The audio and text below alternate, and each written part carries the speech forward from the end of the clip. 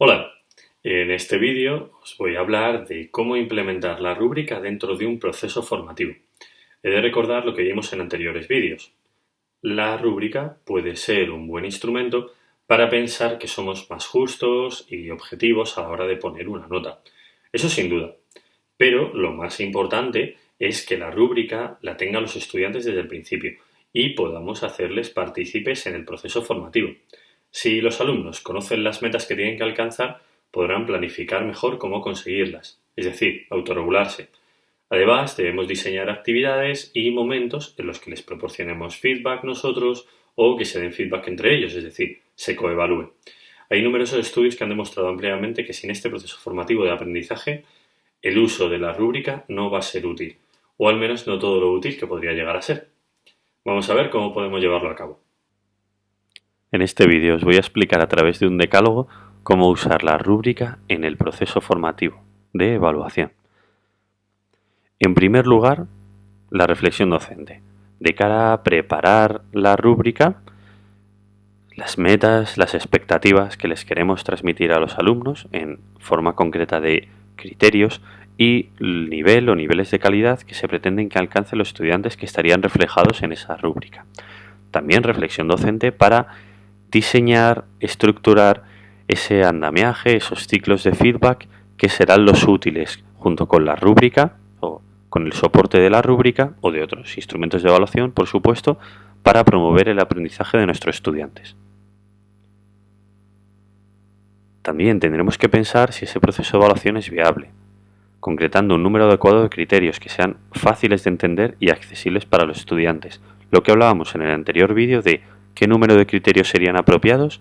Pues bien, será en función de la longitud del proceso de evaluación, del proceso formativo en el que utilicemos la rúbrica.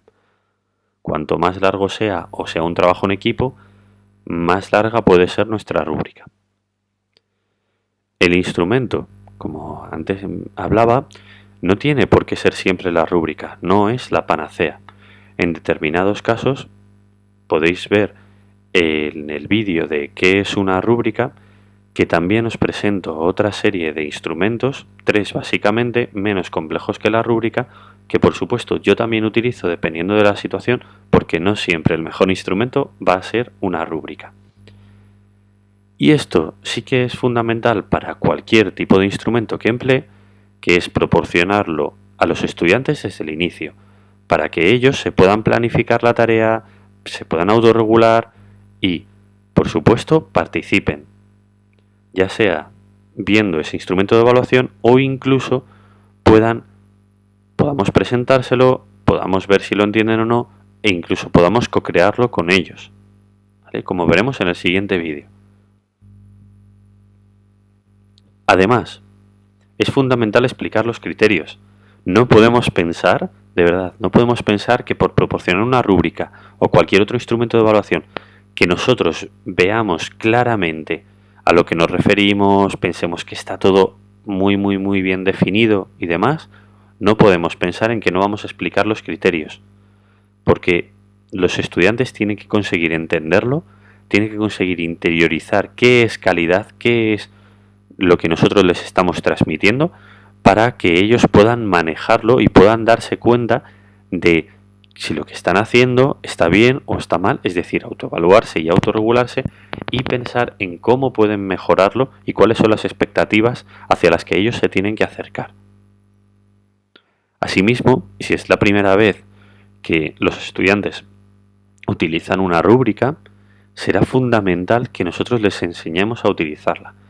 Como os he explicado durante varios vídeos, es muy importante que nosotros promovamos durante la clase y que les podamos dar feedback incluso de cómo utilizan la rúbrica sobre haciendo estas actividades de autoevaluación o evaluación entre ellos, enseñándose sus trabajos, cómo los llevan, etcétera, etcétera. Algo también muy útil sería enseñarles ejemplos que pueda tener de trabajos de otros años de diferente calidad. Como se aconsejaba a la hora de identificar criterios y escribir las definiciones de calidad, una actividad muy formativa para nuestros estudiantes es mostrarles ejemplos de diferente calidad. Como os decía, hacer actividades en clase de forma explícita de autoevaluación. Hacerles reflexionar sobre cómo llevan su trabajo, que lo vean y lo comparen con la rúbrica. Y dársela, si puede ser, en papel o promover estas actividades que abran la rúbrica en su móvil, en su tablet, en su ordenador, lo que sea. Pero va a ser fundamental que hagamos estas actividades explícitas. Si nosotros pedimos al alumno que se autoevalúe así de forma general, no lo va a hacer.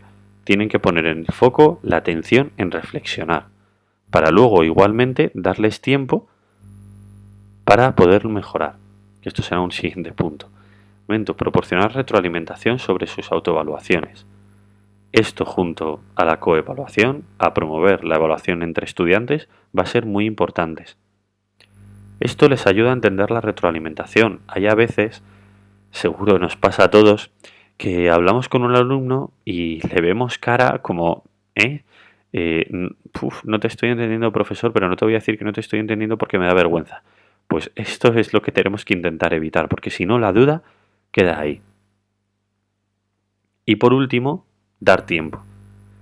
Como ponía un ejemplo en vídeos anteriores, que lo más representativo sería cuando pensamos en que termina la asignatura, los alumnos reciben una nota,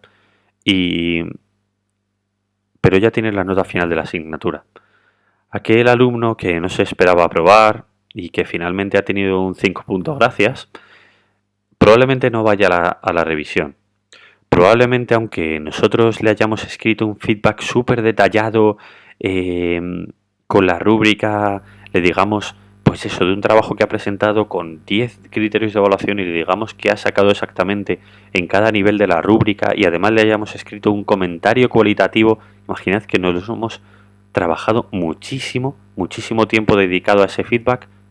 ¿Vosotros creéis que ese alumno con 5 puntos gracias, que está más feliz que un regaliz de haber aprobado la asignatura que no se esperaba, va a leerse ese feedback? Ni de lejos. Y aunque se lo leyera, ya no tiene la oportunidad de mejorar ese trabajo.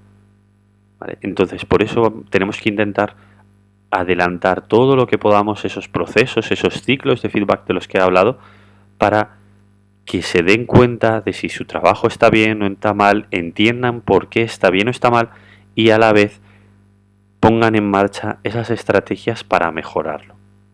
Asimismo, dar feedback, he de decir que es súper importante no decirles la nota. Es decir, si vosotros queréis dar feedback sobre una entrega parcial, de la que quedan semanas, días, lo que sea de tiempo, antes de que los alumnos la entreguen definitivamente, ¿vale?